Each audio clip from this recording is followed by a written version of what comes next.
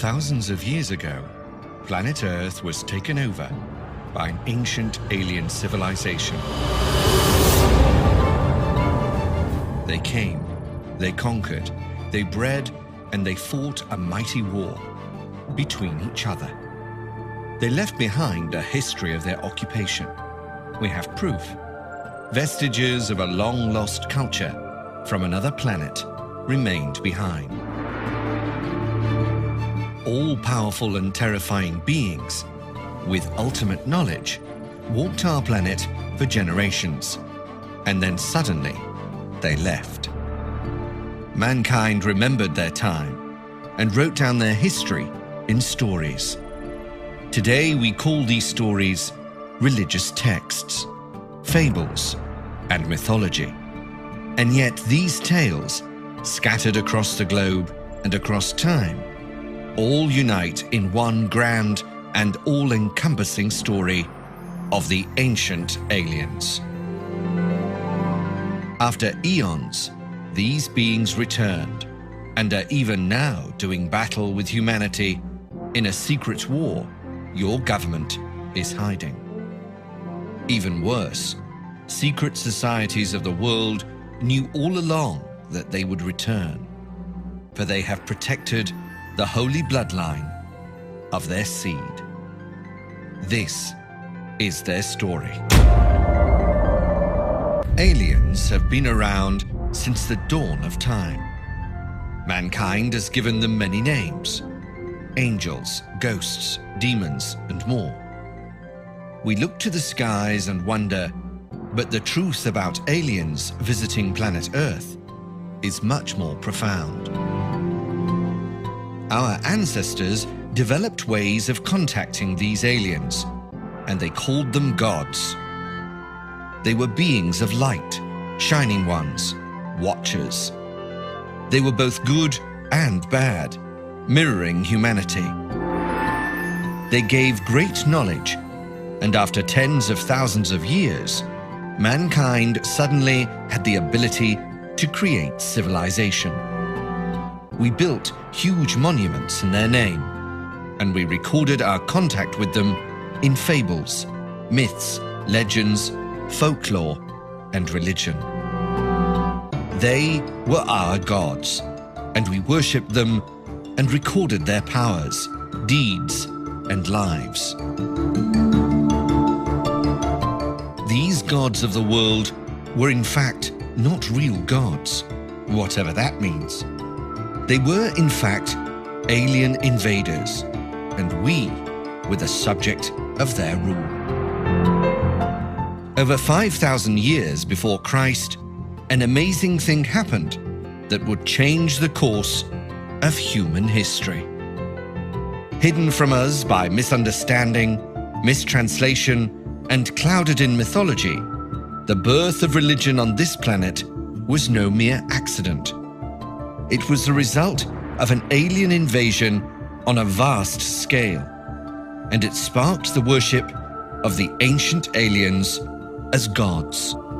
Those gods are the oldest recorded figures of worship anywhere in history. They are the root of all major world religions.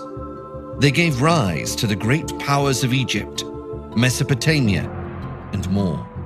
They spread outwards around the world and were the genesis of a special holy bloodline that remains with us today. One of their descendants would be caught, beaten, and crucified, and yet he would rise from his grave unrecognizable and accompanied by messengers of light. He would ascend in the sky, having cast off his shrouded skin. His bloodline would give rise to the royal families of the entire world. His bloodline would be protected, defended, and would control the globe. He was a descendant of the great serpent elite, who came to Earth as beings of light to create, control, and teach mankind. He was a descendant of the great giant killer, David, a memory of a great battle that was fought between the serpent elite and the sons of alien and man. All of this is actually written in the historical records. They were known as giants in the land. The aliens escaped Earth, but left behind their seed and tools of power and communication. It is prophesied that they shall return, and the signs are growing daily that they have returned and are right now dealing with their own elite bloodline, the men in power. Original worship on this planet is that of the serpent. That is historical fact, and yet it is within every single religion, in all the myths of the world. And they all tell the same story. In the beginning, the serpent was the wise one, the only animal in the Bible to speak freely with their own mind and voice. Mankind, in comparison to this remarkable animal, appeared foolish. From that day forward, the serpent would control man.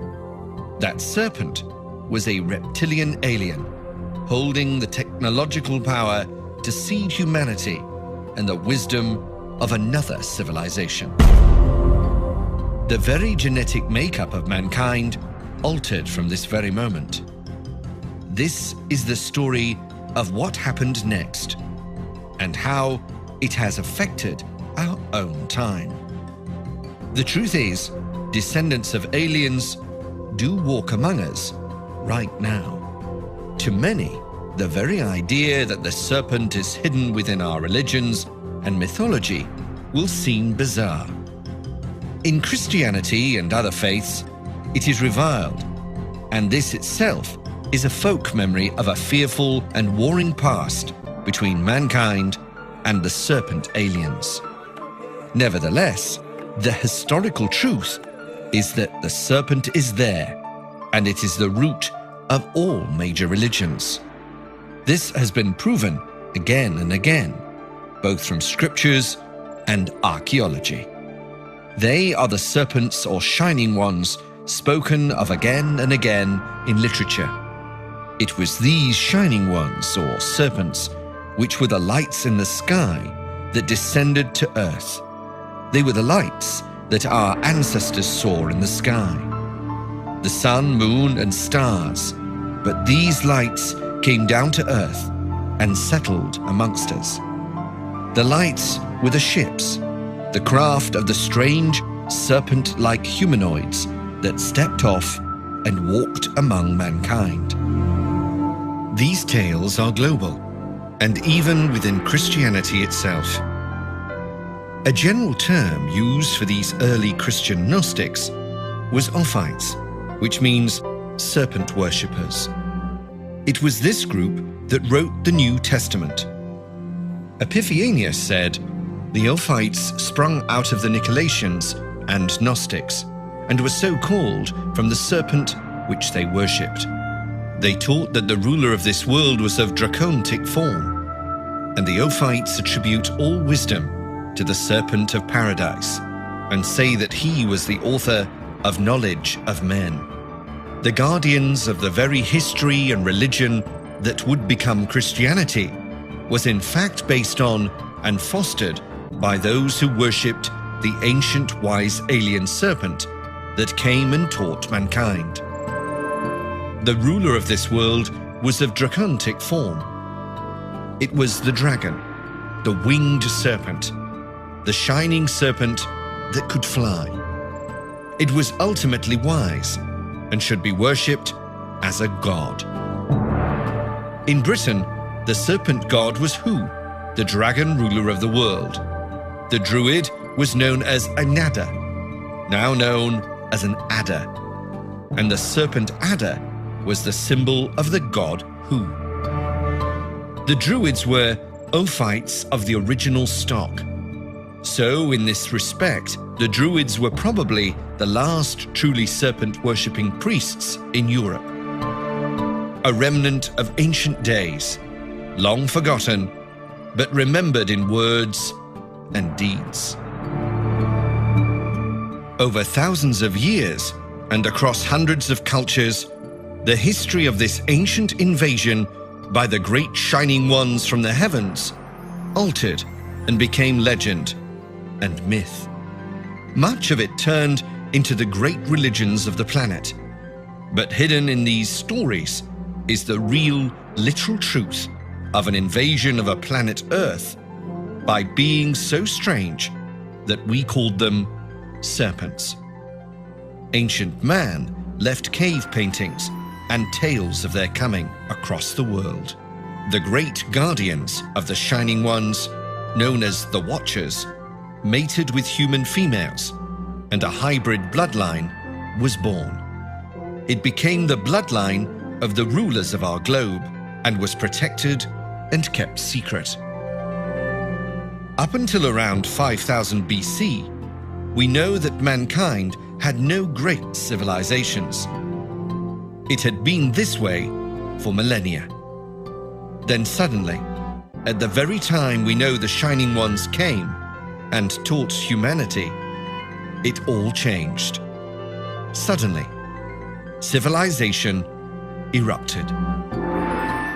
The Sumerians migrated to Mesopotamia towards something that seemed to attract them. This is the period of tales of the Great Cataclysm, what we know as the Flood. Judgment came from above because the gods were angry and dealt humanity a cruel blow. These tales are worldwide. Great learning spread far and wide. The all-powerful symbol of the swastika emerged, which is in reality 4 serpents overlapping. Serpent rock art appears all over the world. This is the period that the biblical Enoch tells us was the time of war between those who had come down from the sky, the angels, the Nephilim, the Shining Ones. These were the great shining serpents who had magical flaming swords and wheel-like or disc-like ships that flew around the sky. As the scribe of the Shining Ones, Enoch himself was shielded from death and taken away by the aliens to live out his days in heaven. Christians today know him as the man who walked with God. And the reason is simple. God, the alien, came down to earth and walked on our soil, spoke with Enoch, and then returned. In truth, this was the period of the ancient invasion of planet Earth by the shining race of serpents who came from the sky. Our ancestors worshipped them for their amazing power, and yet, in our modern scientific age, we can now see things more clearly. These were not angels or messengers of light. These were not great Greek deities sat on high and issuing commands. They were not the many-faced Hindu or Egyptian gods. These were beings from another planet or even dimension who came here with superior technology. They created mankind as the Egyptian Book of the Dead states, "I am the Lord of the Red Crown, which is on the head of the Shining One, he who gives life to mankind from the heat of his mouth." They helped mankind start civilization. They bred with us and they fought with each other. Most, we are told, left, but the hybrid race remained among us as special people. It all began in Sumeria. Zachariah Sitchin, in The Stairway to Heaven, states, "The Akkadians called their predecessors Sumerians and spoke of the land of Sumer. It was in fact the biblical land of Shinar. It was the land whose name, Sumer, literally meant the land of the Watchers. It was indeed the Egyptian Tar-Neta, land of the Watchers, the land from which gods had come to Egypt." So Sumeria means land of the Watchers. And it is from this land that the Elohim, or Shining Ones, who govern the Watchers, also came. This is the land of origins and of governing gods. These are the aliens of ancient times. Julian Jaynes, in The Origin of Consciousness, in the Breakdown of Bichimerical Mind, tells us something interesting about these governing gods. Throughout Mesopotamia, from the earliest times of Sumer and Akkad, all lands were owned by gods, and men were their slaves. Of this, the cuneiform texts leave no doubt whatever. Each city-state had its principal god, and the king was described in the very earliest written documents that we have as the tenant farmer of the god. Anybody who has seen the movie and TV show Stargate will now see just where this modern entertainment first got its ideas. So let's just take a look at these Elohim for a moment, to find out who these gods were that enslaved men and were in charge of the Watchers. The term Elohim, used often in the Old Testament and other texts outside of it, as in the Muslim Allah, for the Lord, this is an incorrect usage, as the term is plural and means shining ones.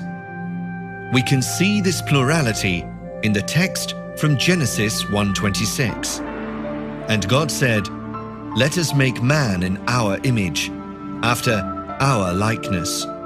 And again in Genesis 6:2, "The sons of God saw the daughters of men, that they were fair." This term, sons of God, is literally sons of gods, and comes from Ben Ha Elohim, sons of the shining ones. The term, in fact, seems to be around the globe. The Sumerian El means simply bright or shining. The Old Irish Elilil means shining. Old Cornish El means shining. Elf means shining, hence elves as tall and mysterious angelic beings. The Inca Illa is bright or to shine. Babylonian Ilu is to shine. There are more, but they all relate to the gods, or special shining beings that created, taught, and controlled mankind. They owned us. Baal, the deity often spoken of as the Lord in the Bible, is also seen as a shining one in the Old Testament, and is called the owner. At that time, there were many owners, or shining ones. In fact, there was one for each village. These are the governors of men, shining reptilian alien beings with vast knowledge, and their existence has been passed down to us in religious texts, fables, folklore, and myths.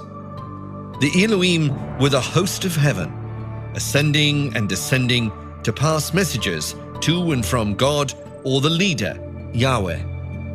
These beings came down to us from the heavens and back again.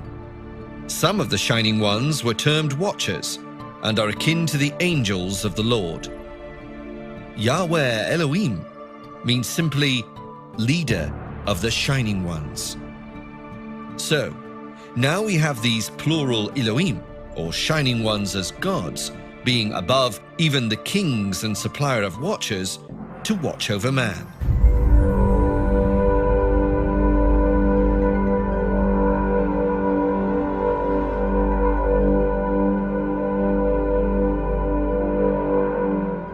The Egyptian Book of the Dead calls these watchers Anubis and Horus.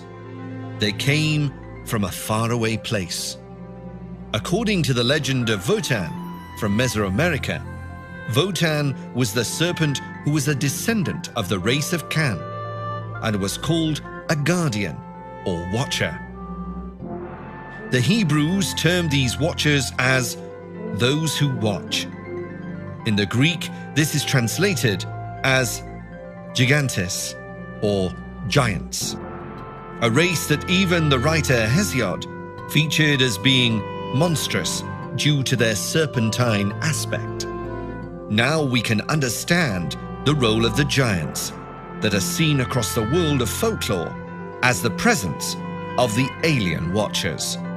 In the Testament of Amram, we have a remarkable insight into the aspect of these shining watchers. One of them was terrifying in his appearance, like a serpent, his cloak many-colored, yet very dark. And I looked again, and in his appearance, his visage like a viper. The Mosaic Book of Jubilees was supposedly written by Moses. This book, dictated by an alien watcher, was intended as a history of the days of old and reveals the purpose of the watchers.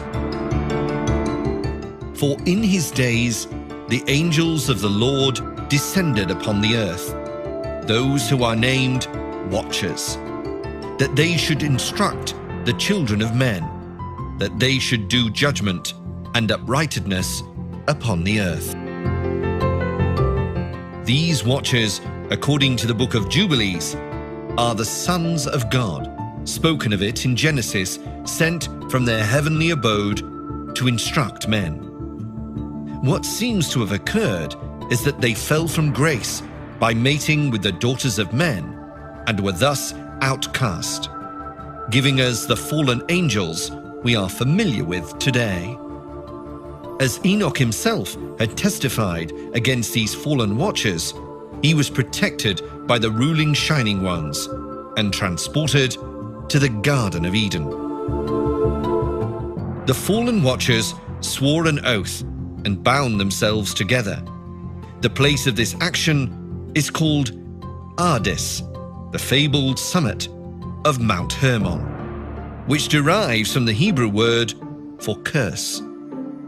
Following these actions of the fallen watchers, the Shining Ones called down a great flood upon the earth to destroy the offspring, and Noah is warned to build a great ship to escape the impending doom.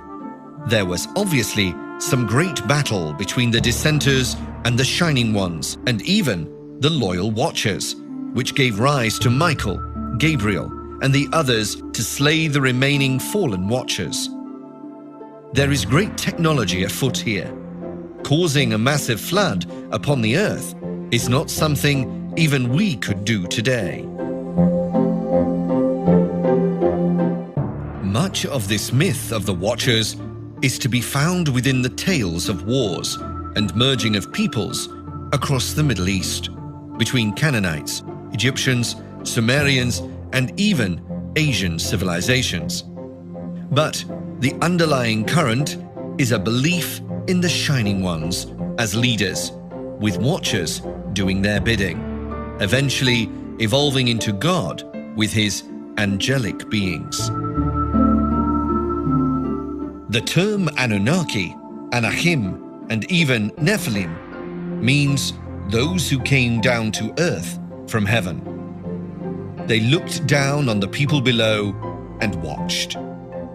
The Book of Enoch and the Book of Jubilees, which contain stories of these ancient aliens, were stricken from the accepted list of religious books and are now known as Apocrypha.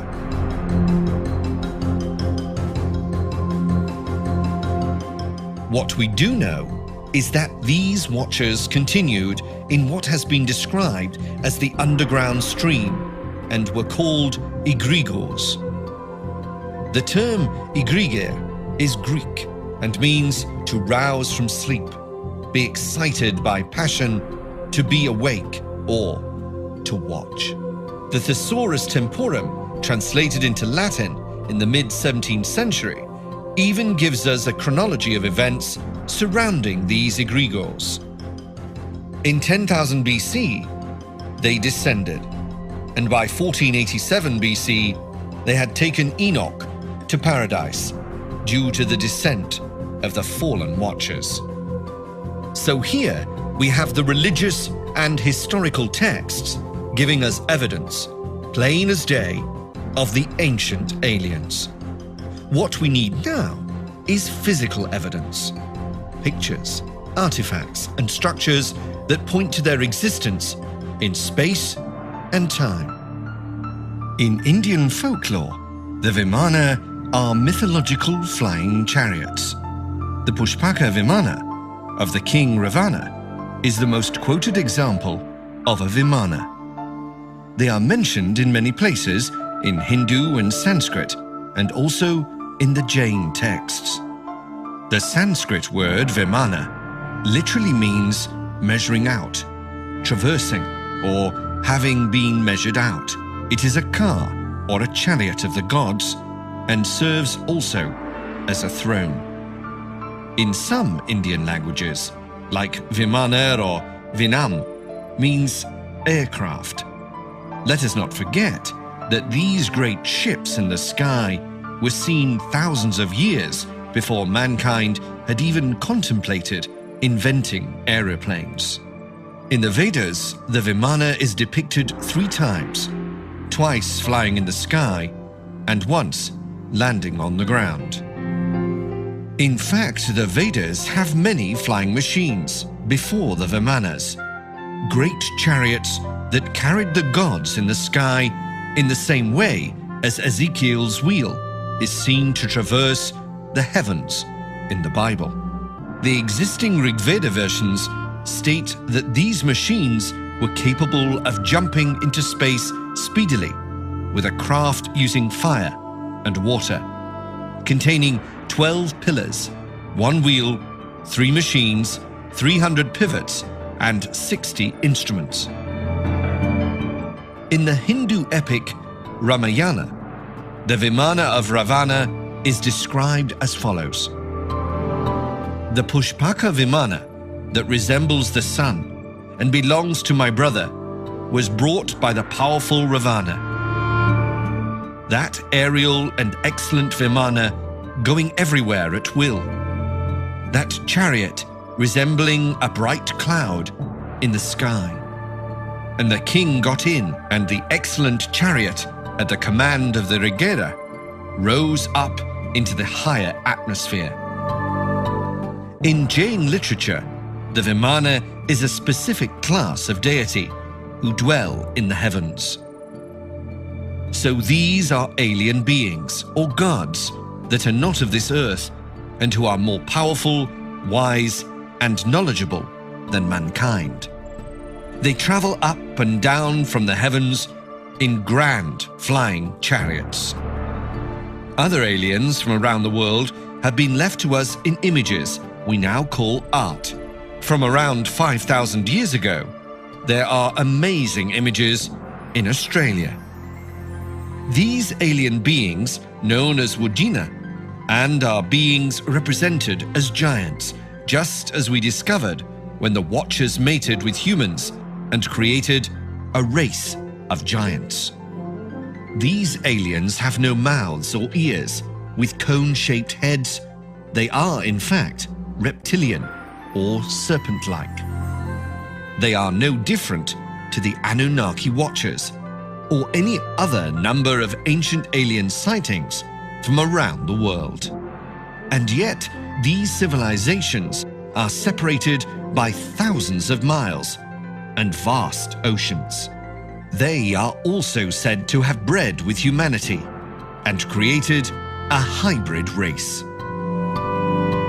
In Utah, there are cave paintings created by the Ansazi and Fremont Native Americans that date right back to 5000 BC. These are simply put depictions of the ancient aliens, large-eyed giants called the Star People, from where they came.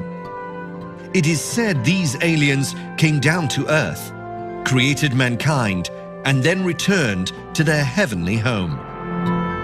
The exact same story we have been finding across the world, and a tale that can be found everywhere, from China to Europe. Even the depictions of these aliens are the same, and their powers, they are also the same. Again, the serpent is present, just as it is elsewhere. The oral traditions of the Ansazi states that these aliens bred once again with mankind and created a hybrid species that was superior to humanity. These images in stone are not fanciful fantasies. They are depicted alongside other quite normal animals, humans and plants, all depicted carefully. Why then would these images of alien gods not also be depictions of what these ancient people actually saw?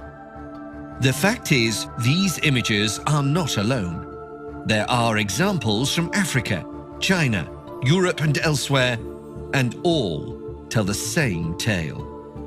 All tell the story of ancient aliens that came from the heavens, are linked as bright and shining things with serpentine imagery. Genetically engineered the human race, bred them and created giants in the land, had amazing technology, and then disappeared.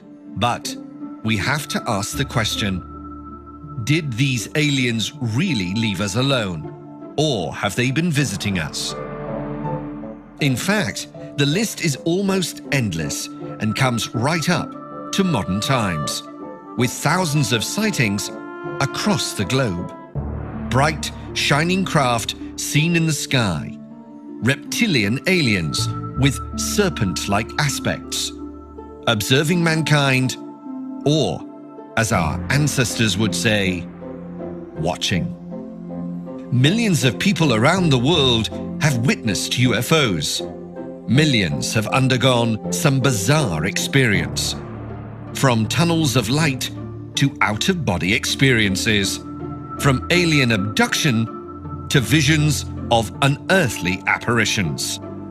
Millions more remain silent through fear of being ridiculed. The fact is, what modern man is experiencing is not new. In fact, it has been going on for millennia. The various recorded histories of the world reveal the truth. We are told about the experience. We are given the knowledge of amazing machinery. We are even given the names of those ancient gods who gave humanity incredible knowledge.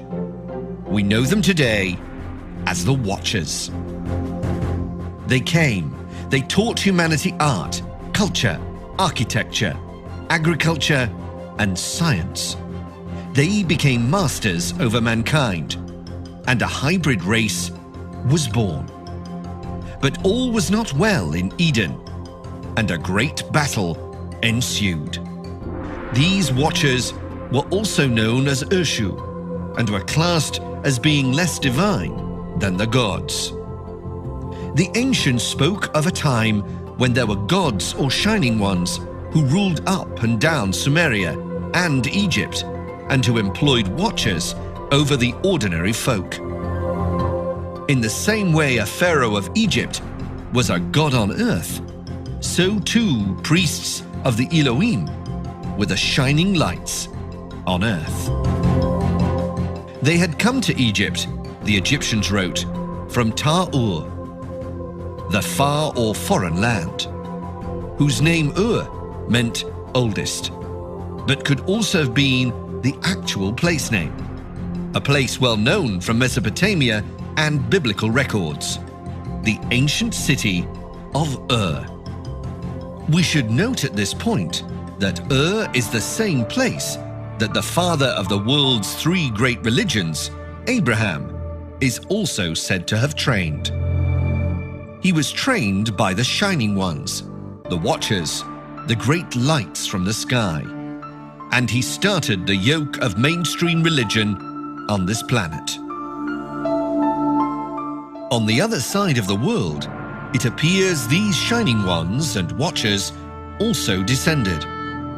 According to the legend of Wotan from Mesoamerica, this Wotan was the serpent who was descendant of the race of Can and was called a guardian or watcher, amazingly similar to Canaan. These Canaanites were implicated in many places, revolving around the Shining Ones and the original serpent priests. From this time onwards, serpent worship spread across the globe, and we have to wonder why. The Hebrews termed these watchers as Nun Reshenayin, meaning those who watch. In the Greek, this is translated as gigantes, or giants, a race that even the writer Hesiod featured as being monstrous. Now we can understand the role of the giants, seen across the world of folklore, as the presence of the Watchers.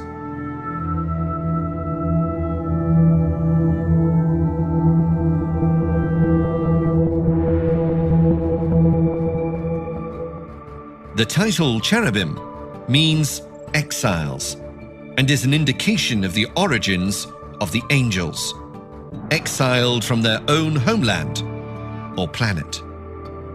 Enoch, the consecrated one, would later write up in the history of these fallen angels who spread across the globe as the great shining ones, teaching, measuring, and building the world's most mysterious ancient monuments.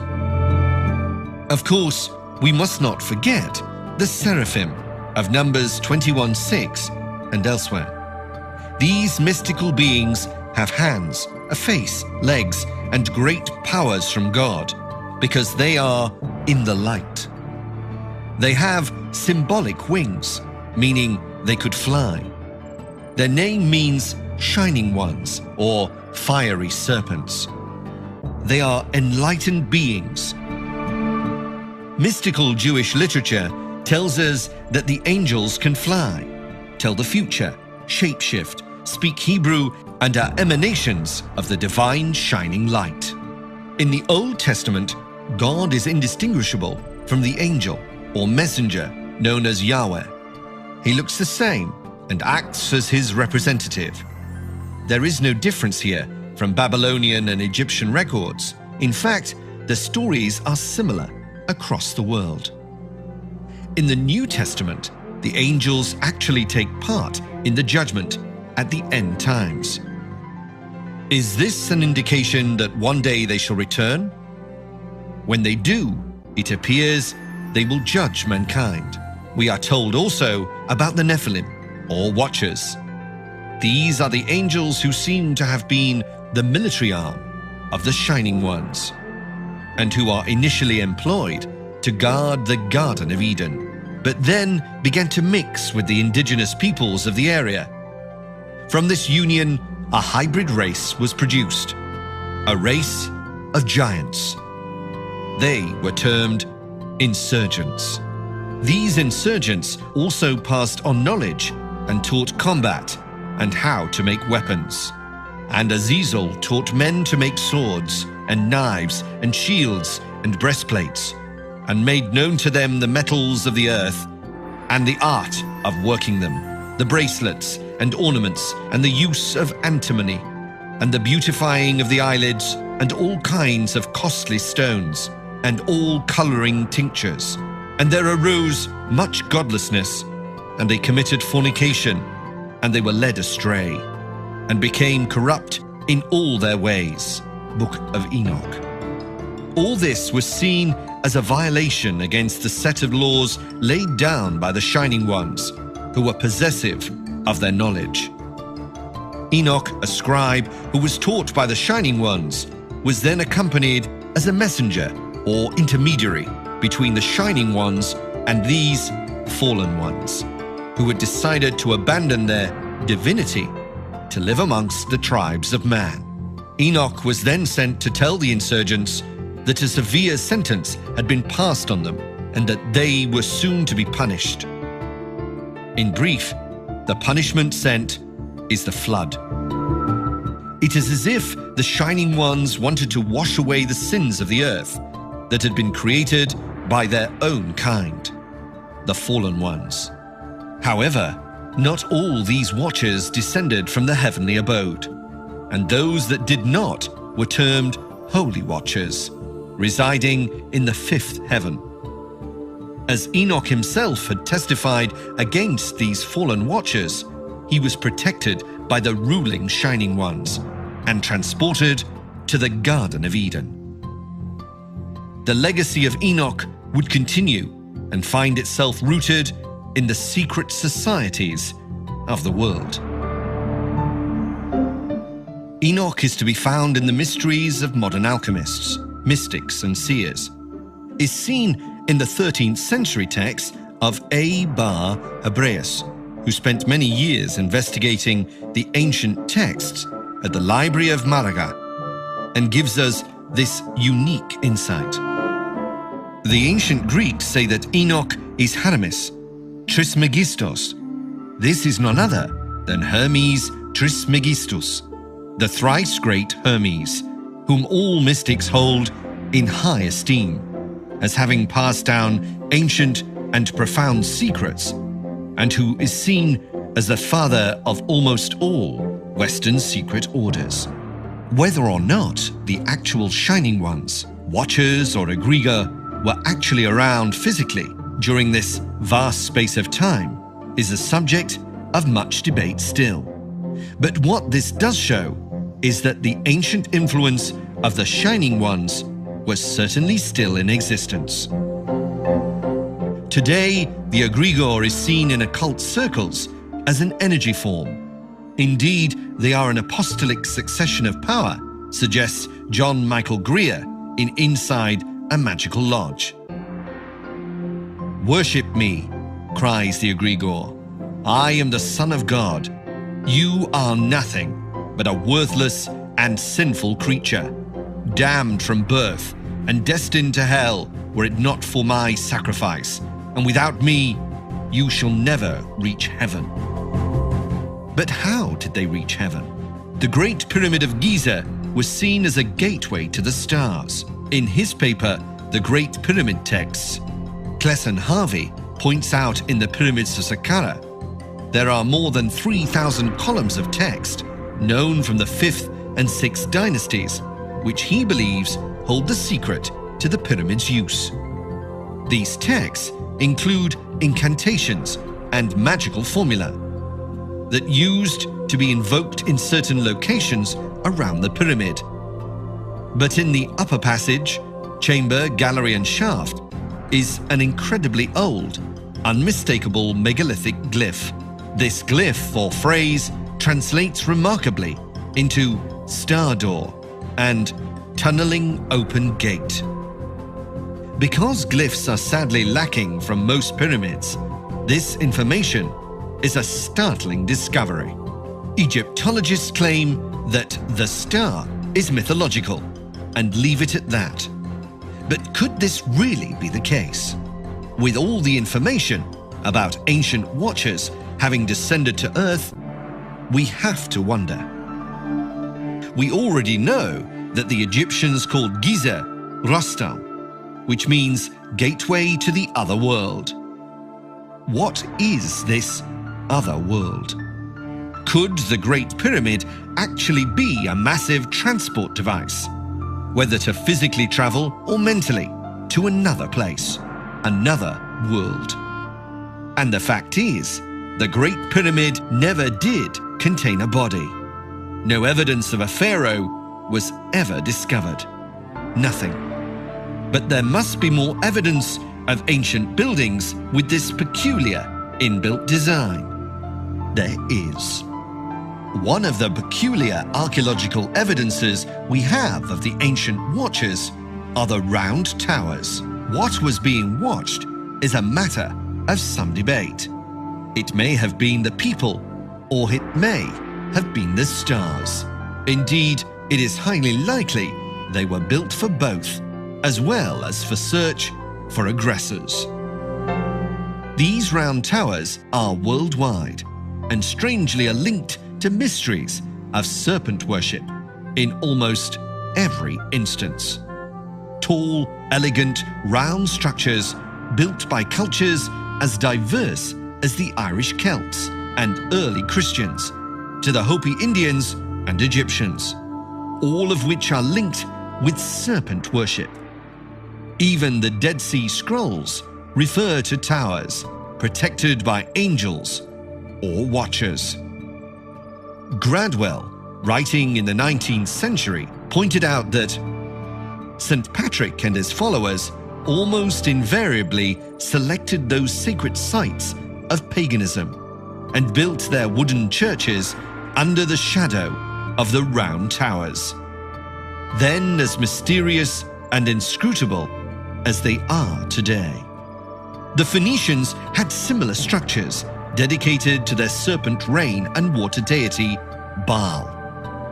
There are thousands of these towers scattered across Sardinia, just north of the Phoenician city of Carthage, dating to at least 2,000 years before Christ. There are also those who believe that these towers served as astronomical tools, similar to Stonehenge, and this may be the case also. The tower in Iran, called Radkan, which means serpent, is thought to be one of these, and like the European towers of much later date, it has a conical cap. In the Naga, or serpent homeland of India, the round tower became the stupa, and in China, the pagoda, both other forms of round tower. Further round towers can be found as far away as South America, New Mexico, Colorado, Utah, Chichen Itza, Africa, and many more. All are related to the serpent energy and the serpent cult, and many have the same astronomical alignments. Indeed, the Hopi snake tribe actually refer to them as snake houses. These shining ones of the world are the first on paper. They have a structure and a basis of authority. They rule over man and are all wise, having their watchers to ensure that their instructions are carried out. The texts and the archaeology reveal to us stories of strange-looking serpent-like humanoids that descended to Earth, took control of mankind, created civilization, instructed humanity, and even bred with them. We see glimpses of a catastrophe or battle, and the ascent again of these beings back to their other world. But those hybrid men and women, formed from a union of alien stock and earthly humanity, remained, and they would go on to become the kings and queens of society. Their bloodline was so special, so divine, that they would not breed again outside their own, and their lineage had to be defended at all cost. The blood of aliens walks upon this earth to this day, and those behind the scenes of power know all too well. But have the original aliens returned also? Across the world, thousands of men and women have seen UFOs with their own eyes. They have seen alien beings. They have even come into contact with them. The fact is, there have been hundreds of UFOs crashed onto our planet, and we have witnessed them. In Brazil, a whole town witnessed strange orange alien life forms emerging from a crashed ship. In the US, police, firemen, mayors, and ordinary people have witnessed UFO crashes dozens of times. In Saudi Arabia, F-16s actually shot down an invading UFO craft. In Kiev, archaeologists uncovered a crashed ship that was hundreds of years old, and so advanced in technology, they covered it up again for future generations to deal with. In Russia, a fighter plane collided with a massive UFO, and both crashed. In Australia, a massive green ship burned across the sky and crashed. A soldier entered the craft and emerged shaken. The aliens were still alive and screaming. Across the world, people are paralyzed, abducted, abused, and terrorized. Landscapes are burned and scarred. Towns are closed down. Radio stations threatened, and lies are spread. But the truth can be seen when we expose all the evidence. When we bring the hundreds of UFO crashes together in one story. There is a pattern. But what are the aliens doing? Why are they crashing? Are we at war?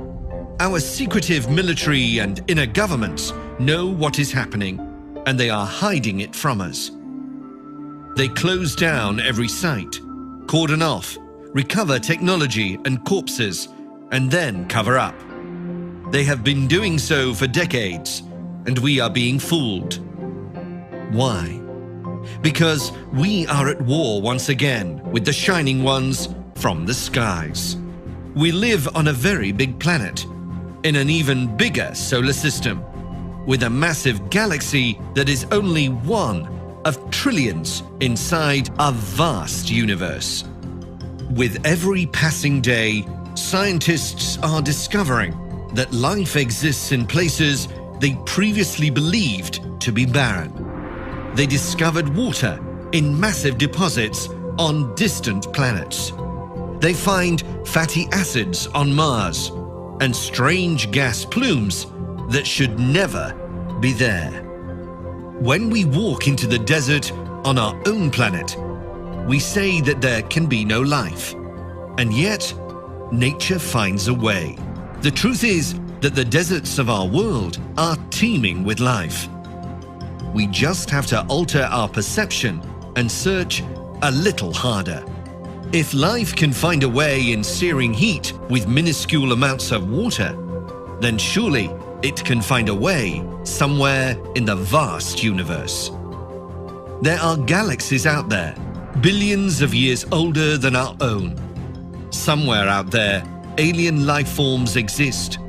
And somewhere they have the technology so advanced that it will be beyond our own imagination. Of this, there is no doubt. Surely these life forms are curious about the same things. Surely they have pushed out into the universe to find the truth. Surely they have found us. But wouldn't we have evidence? The fact is that we do have evidence. We have it in abundance. Aliens have reached out. They have found us and they have visited us. In December 1965, residents of a small village in Pennsylvania witnessed a green light streaking across the sky before it crashed in a field. Eyewitnesses described the object as acorn-shaped and twice the size of a family car. Local fireman James Romansky, who was at the scene for 15 minutes, stated the vehicle had hieroglyphic markings around its lower rim. This in itself links right back to our tales of alien visitors from ancient times, teaching mankind the art of writing. Within minutes, the military and unknown government officials arrived, cordoned off the area and placed armed guards. It was assumed at the time that the craft was of Soviet origin, and yet they have strenuously denied such claims. In 2009, a Freedom of Information request was issued to NASA, who had to admit that the case files were missing. This scenario is one that we discover again and again. Ordinary people witnessing objects crashing to Earth, rushing to assist and finding themselves escorted from the scene by military and plain-clothed officials. The Russians often get the blame, and yet these sightings occur all around the globe, and very often in Russia, where the USA gets the blame. There are several things we need to note before we proceed. Firstly, sightings around the world are incredibly similar. Secondly, the sightings span decades, and yet the objects appear to have a consistency we would not expect if human technology was being employed. Our flying machines have changed from the 1940s to the present day. These huge numbers of UFO crash sightings all have the same range of objects: saucers, orbs, triangles, and cigar shapes. Often the shapes are difficult to see, because the craft is hidden in flames. The next case is like this, and on the other side of the world, in Australia. It was 1977, and we are in Western Australia, north of the Air Highway. Witnesses saw in the sky a green fireball speeding across the sky and crashing. Within a few hours, a retrieval team was on the scene, who discovered a large, heavily damaged triangular object, slightly smaller than a conventional airliner. Nobody could identify the craft. Reports state that 2 men had already been on the scene before the retrieval teams arrived. One of them claimed to be from the Australian Army. He had entered the craft and emerged shaken. He had stated clearly to witnesses that the occupants were still alive. He was taken away and decontaminated. The second man, not surprisingly, was said to have been from the US. This second man was taken away. According to a leak from within the military, the Australian was interrogated for 2 weeks to ensure he would not be a threat to security. Of the 2 beings inside the craft, one died. The other was squealing. They were said to have thin, long arms and large stomachs and stood around 5 feet tall. They had large, solid black eyes. According to the informant, the retrieval was a joint US and Australian team sent out to recover alien technology and life forms. A Saudi Arabian newspaper reported that an American Air Force F-16 fighter jet actually shot down a UFO. The paper claimed they had evidence that the 5 nations involved in the war were colluding to cover up the incident. A senior Russian official at the time, Colonel Gregor Petrikov, stated, "I don't know all the details, but I'm sure that when this story comes out, it will shake the world. It is a cover-up waiting to explode." The colonel claimed to have been first on the scene, which was a desert area over 200 miles north of Riyadh. He said, "The Americans won't admit it was a UFO their plane shot down, but the debris was not from any known aircraft. The Saudis with me were so frightened that they asked American, British, and French investigators to come to the crash site immediately. Before the Americans arrived, the Russian colonel had time to investigate himself. It was something he'd never seen before. A circular craft made of unidentified material. In World War II, very similar craft had been back-engineered by the Nazis, who also said the crashed UFO they had found was made from unidentifiable material. It was the inability to recreate the material which stopped the Nazis being able to get their flying saucers into the sky.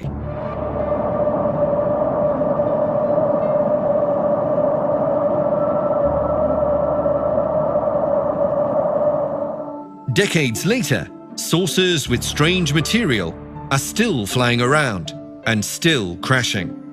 The Russian colonel got a good look at this one and said that he assumed the Americans had brought it down with a ground-to-air missile because a third of it was missing.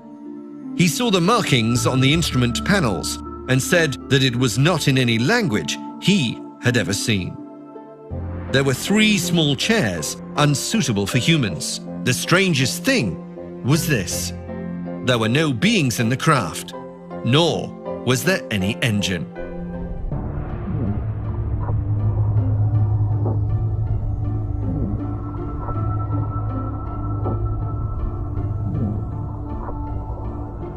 He stated, "The American missiles may have scored a direct hit on the engine, causing it to disintegrate, but I checked with the Saudi radar technicians, and they claim their instruments didn't show anyone ejecting or bailing out from the craft. Search helicopters were all over the area, which is a desert, and they did not spot any survivors in the vicinity of the crash." He said there were things they didn't want us to see more, I think, than the fact that the aircraft was circular, that there were no survivors, and that it was made of a foreign substance. His team members managed to get photographs but were later ordered to hand them over by senior Russian authorities.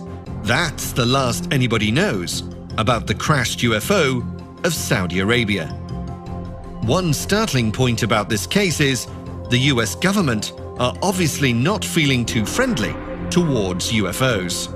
We have to ask the question, is there some kind of war afoot that we are not aware of? It's not just wartime that brings out crashed UFOs, though. There are some areas of the world that have prolific sightings.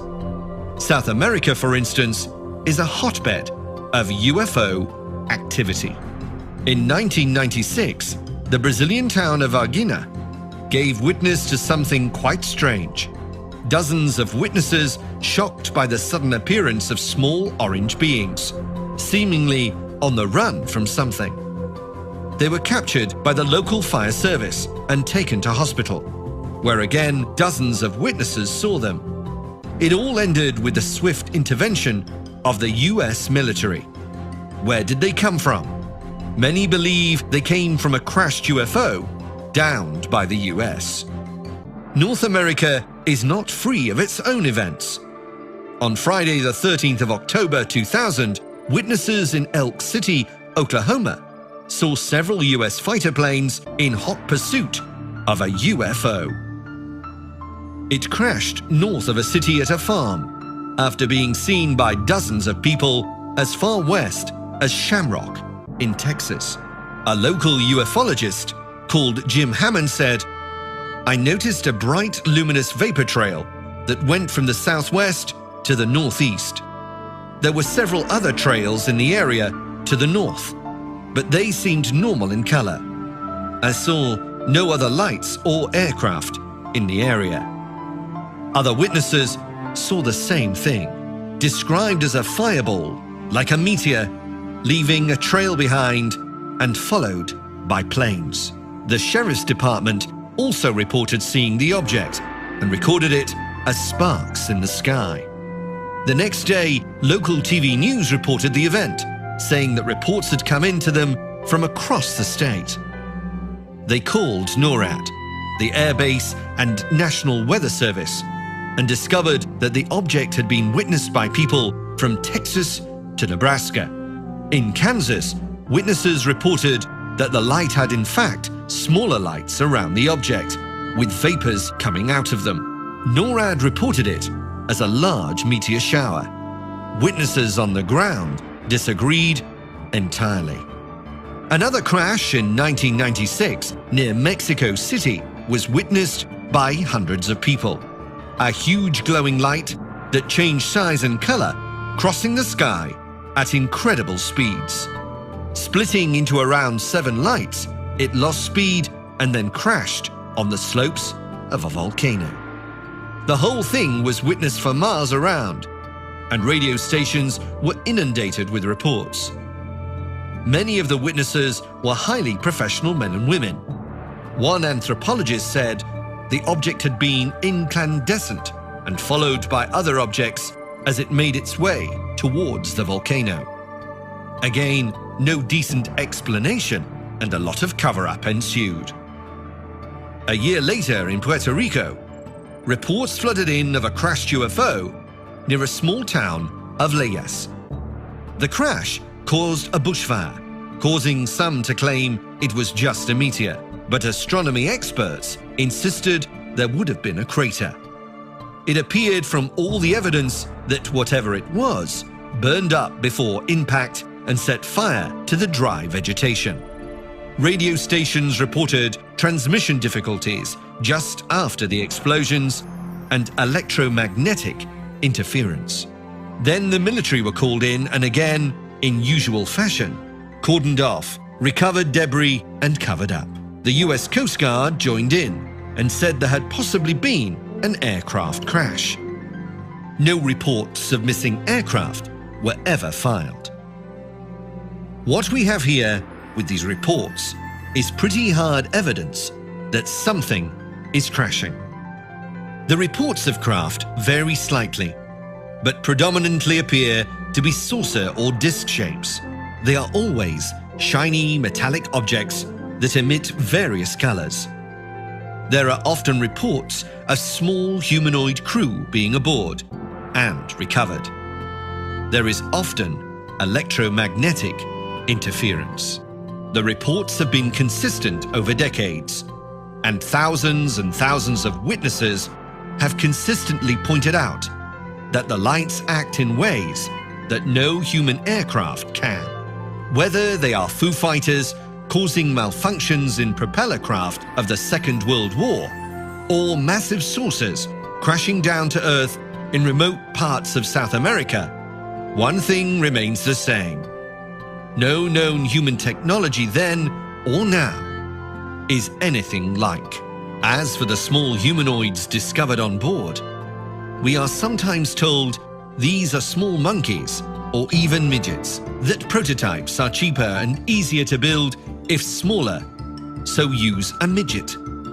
Any engineer worth his salt will argue with this nonsense. It would cost more to specially train the hundreds of midgets than to use existing test pilots, than it would to add a couple of extra feet to a craft. Using monkeys is just a nonsense because witnesses have seen controls, dials, buttons, etc. inside the cockpits. Why would NASA or the military trust a monkey to fly a billion-dollar secret craft? There are so many incidents around the world from across time that we have to conclude there is something bigger afoot.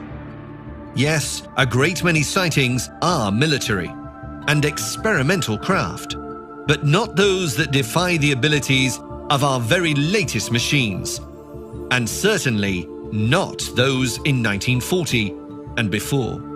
The Foo Fighters outmaneuvered everything we had. They twisted and turned. They sped away at incredible speeds. They turned at right angles. They interfered with electrical instruments. They appeared to be intelligent. Both sides in the conflict thought it was technology from their enemy. It wasn't then, and it isn't now. This is alien technology. This is life from another planet. They have been coming for a very, very long time. And if it is true that our military is shooting them down, then that can only mean one thing. We are at war with the aliens again.